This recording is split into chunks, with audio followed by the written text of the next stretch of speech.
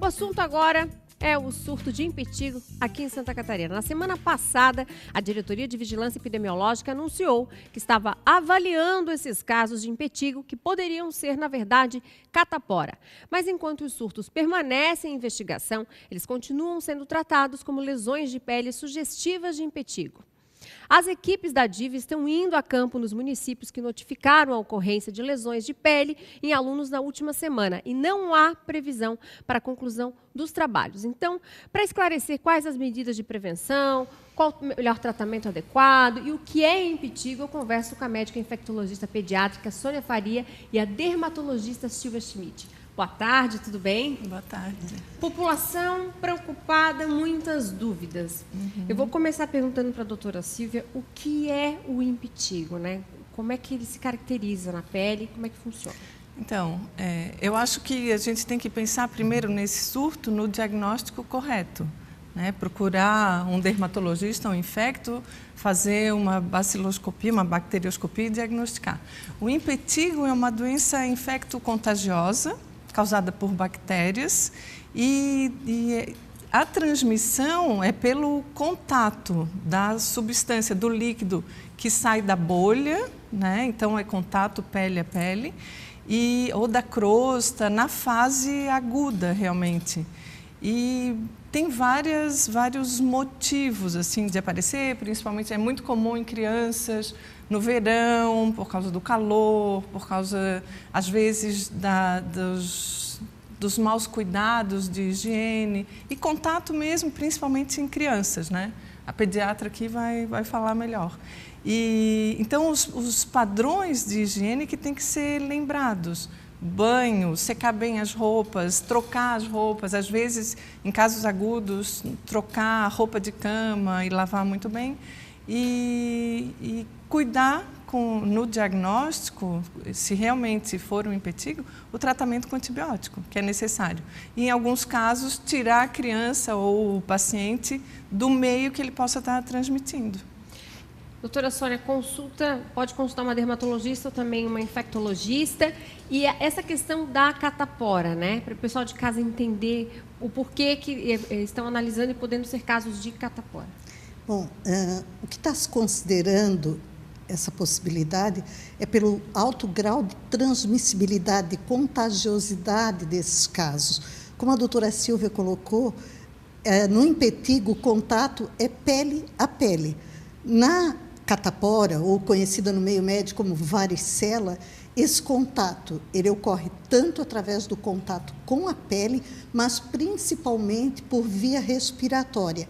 Então, como são muitos casos em diversos locais no estado, está se pensando numa doença que possa ter esse padrão de transmissão.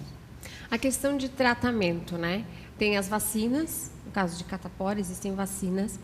E a questão do impetigo, por exemplo, não é varicela, né? É impetigo. E aí, como cuidar, como tratar? Essa criança fica fora de contato até ter totalmente curado? Como é que funciona? Olha, a varicela hoje tem como prevenir. A melhor forma de prevenção é vacina. A vacina está disponível na rede pública para crianças na faixa etária de 1 a 2 anos de idade. Uma dose da vacina não dá total proteção. Para que ocorra essa proteção total, são necessárias 2 doses. Nesse momento, o Programa Nacional de Imunizações disponibiliza uma única dose, porque com uma dose você previne as formas graves da doença. Então, se optar, se quiser realmente se proteger totalmente, precisa essa 2ª dose da vacina, que só está disponível nesse momento em clínicas privadas. Então, as crianças precisam, de qualquer maneira, tomar a 2ª dose da vacina. Idealmente, para se proteger totalmente. Para estar 100% coberto, né? E as questões de higiene também são importantes, né, doutora Silvia? Exatamente. Mas aí, se for realmente varicela, não tem a ver com isso. E esse quadro que a gente tem visto, pelo menos é o que está ao nosso alcance, não é de uma varicela típica, que aí a maioria das pessoas conhece, que tem as 3 fases, tem a bolinha, tem a crosta. Então, como ela estava dizendo, a primeira dose obrigatória que as crianças ganham pela saúde pública vai evitar esse quadro mais severo. Só que a manifestação pode ser de uma cepa resistente, uma nova cepa, e por isso que está dando essa dúvida. Mas como são vários locais distantes uns dos outros. São várias regiões do estado, né? Que exatamente. Com casos de... Na verdade, uma dose da vacina, se a criança tiver varicela, ela tem uma varicela que a gente chama de varicela light ou leve. Às vezes é até difícil diagnosticar, porque a catapora, o leigo sabe dizer, olha, já chega no médico dizendo, a criança está com catapora. Só que essa única dose pode modificar, às vezes, essa característica da doença, apresentar uma forma mais leve, o que às vezes torna difícil o diagnóstico. Mas agora, essa é a confusão, porque agora o impetigo ele se espalhou de uma maneira muito rápida, né? Então, provavelmente... Bom, a gente não sabe. Vamos primeiro diagnosticar. O que precisa ser feito é o diagnóstico. E o diagnóstico pode ser através das lesões mesmo. Então, a primeira coisa é sorologia, para ver se é varicela, ou então o exame bacteriológico das lesões. Se for realmente só um impetigo, limpeza, higiene bem feita, banhos, deixar as crianças em casa um tempo e o tratamento antibiótico específico para aquele agente. E procurar um médico, no caso, por exemplo, surgiu as primeiras bolinhas, não fica em casa, vai para o médico, né? Eu não diria as primeiras bolinhas, porque nessa época, com o calor, às vezes tem uma picada de inseto, faz uma lesão, vê que aquelas lesões estão aumentando, procurar uma avaliação médica para definir. Porque se for varicela, isso pressupõe afastamento de escola, do trabalho, por um período médio de 7 dias. E a presença do impetigo não exclui o diagnóstico de varicela, porque o impetigo pode ser uma complicação de varicela.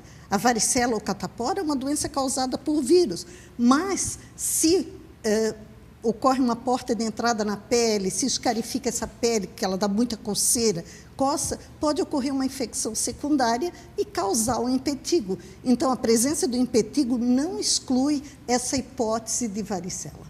E a transmissão, no caso do impetigo, também pode ser com adulto e criança, não só criança, né? Adulto também pode ter impetigo igual. Então, os cuidados também são os mesmos. Higiene é fundamental nas duas situações, né? Mesmo na varicela, algumas pessoas mais antigas dizem assim, doença como a varicela não tem que dar banho. Pelo contrário, tem que dar mais de um banho por dia, porque a higiene é fundamental nesse caso para evitar as complicações. Bom, tem alguma outra coisa importante, por exemplo, doutora Sônia, que seja importante destacar para quem tem criança em casa, para quem está na dúvida do que fazer?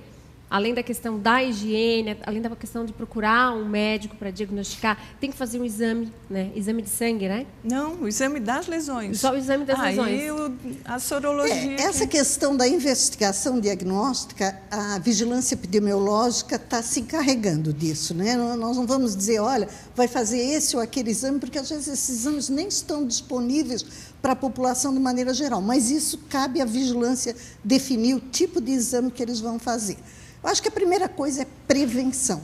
Prevenção começa para a criança com manter calendário vacinal atualizado. Atenção, pais. Tá. Vou lembrar aqui que nós estamos falando que estamos em plena campanha de vacina de gripe para crianças na faixa etária de 6 meses a 5 anos, tá? Fora as outras indicações. Então, prevenção, higiene em todas as situações, né? Então, banho, as unhas bem cortadas, evitar ter uma lesão de pele, coçar demais, para evitar as infecções. Obrigada, doutora Sônia. Obrigada, doutora Silvia. Esclarecemos para o pessoal de casa, cuidado, pais e mães, vamos vacinar.